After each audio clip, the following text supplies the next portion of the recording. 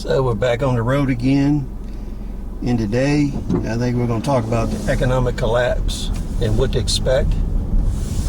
You see all these channels on YouTube, and what they're doing is selling you like rich dad stuff, stock market stuff, how to profit in a collapse, all that kind of stuff. And they really never tell you what's going to happen, how your assets are going to react, how are you going to get what you need, and so forth. So this is what they're hiding from you. In any economic collapse, recession, or economic depression, what happens is the value of assets are based on whether people need them to survive or not.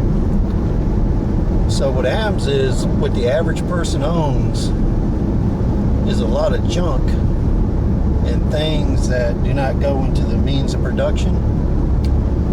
So the assets that most people are holding deflate, which means they become less than worthless, or the price substantially decreases on them. The things you need to survive, there's more competition for it. There's a lot of dollars chasing it, limited supply.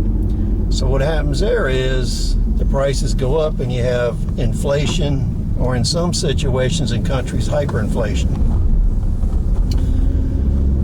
So in the economic collapse, moving forward, anything you need is going to hyperinflate.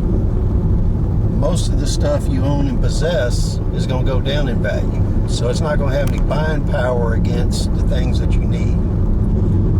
Asset classes like gold, silver, firearms, ammunition, food production, water and food, the means of production, those things will go up.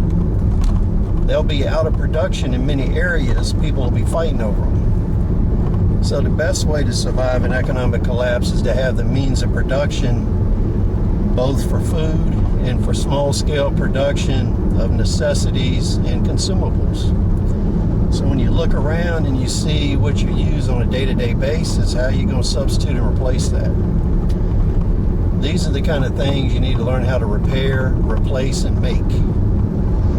And the Homestead Workshop, when it's set up properly, gives you the means of limited production where you can furnish items for yourself as well as others. You can barter those items, you can sell them, you can trade them. As far as gold and silver goes, that's a medium of exchange. Some people take it as exchange, some people do not. But what happens is it gives you the opportunity to trade, barter off the books. So if a black market economy does develop, you can use the gold, silver, and cash in order to take advantage of that. The other thing it does is gives you the opportunity to make secret transactions that not everybody's aware of.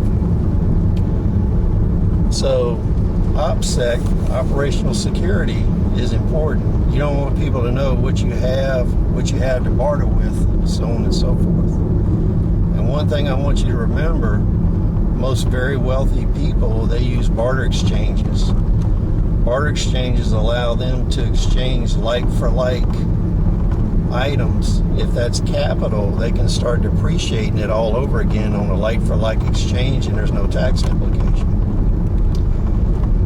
For you, a like for like transaction could be a barter exchange where you're trading things of equal value. So these are things to keep in mind in an economic collapse. It's kind of a broad overview. It gives you some principles to think about and start your planning. Thanks for watching. Rate, subscribe. We'll see you on the next video.